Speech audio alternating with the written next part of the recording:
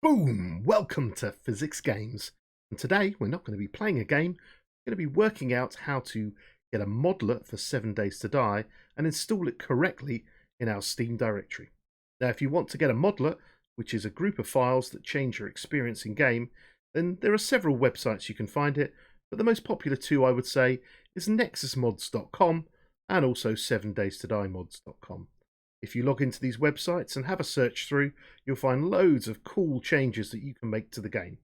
Once you have downloaded the file, we need to extract the data from the compressed file and put it in the right place. So we need to get to Windows Explorer and head off to our Steam directory.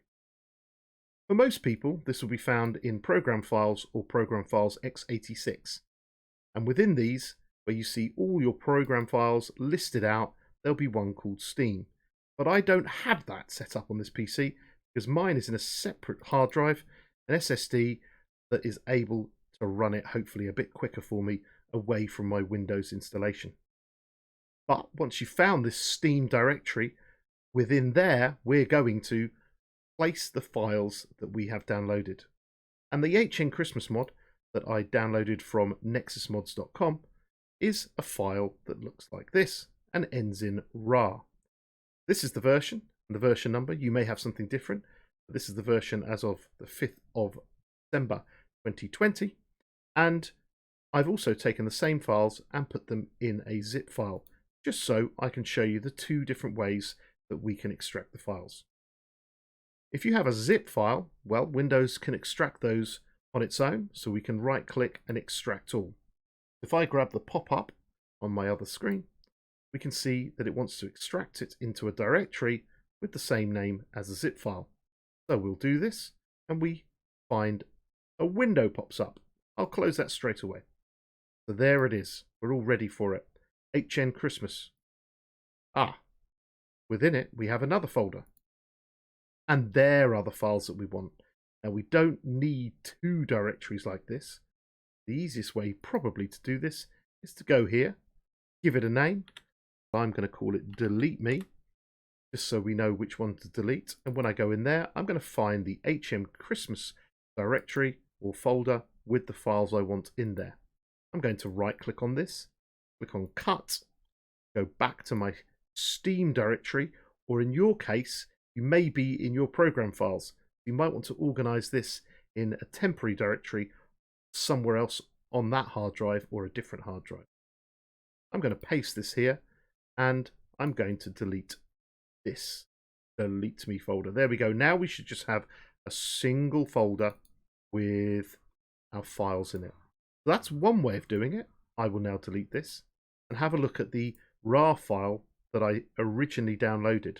Now in order to open this, easiest way I find is to use something called 7-zip. And 7-zip is free to download. And once you right click on any file, such as the RAR or the zip, this 7-zip will be there with all this extra information that you would need. So if we use 7-zip on the zip file, we right click, go to 7-zip, move over to extract to HN Christmas. The difference with this is it makes the directory, there's no extra pop-up, and the files are already in the correct directory, just what we need. We'll do the same now with our RAR file. First, I'll quickly delete this so we don't have multiple copies. Right click on the RAR file, 7-zip, and again extract to the directory. Now when you do this, you get a very long file name, which you may want to keep, but I find just for compatibility, I can either slowly click twice on it or right click and rename. I will rename a folder something that is shorter and I still know what it is. Just HN Christmas. And again, we have the same files located there. Once we have somewhere on our PC, we have this folder, a folder with the files in, we need to get those into the Steam directory. So what I'm going to do is I'm going to right click on this and I'm going to hit cut, which means it's ready to paste in the correct directory. So let's delve into the Steam directory and find out where it goes. So if I click into the Steam directory, a whole bunch of folders appear, and I'm looking for the one called Steam Apps. Click on Steam Apps, and again, lots more files and folders, and I'm looking for common. Click on that.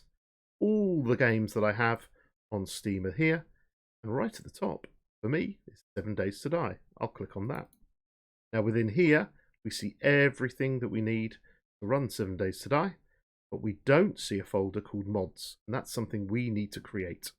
So below all the files in this blank area, I'm going to right click, then new, and make the new folder or directory, and I'm going to call it mods with a capital M. And there it is. I'm going to go into here, I'm going to right click, I'm going to paste from my previously cut HN Christmas directory. There are my files in the mod directory, in the 7 Days directory, and we're all good to go. If you're running a server, of course, these mod files are going to have to be installed on that server. And if you're going to play this with somebody else, even across from PC to PC, again, they will need the mods. Now, this mod, I might not want to play at some point. And some of the mods, unlike this one, which adds a few items, some of them change your entire overlay within game. And to remove them, all you do is you right click, cut the directory. And remember, you can have multiple mods at the same time.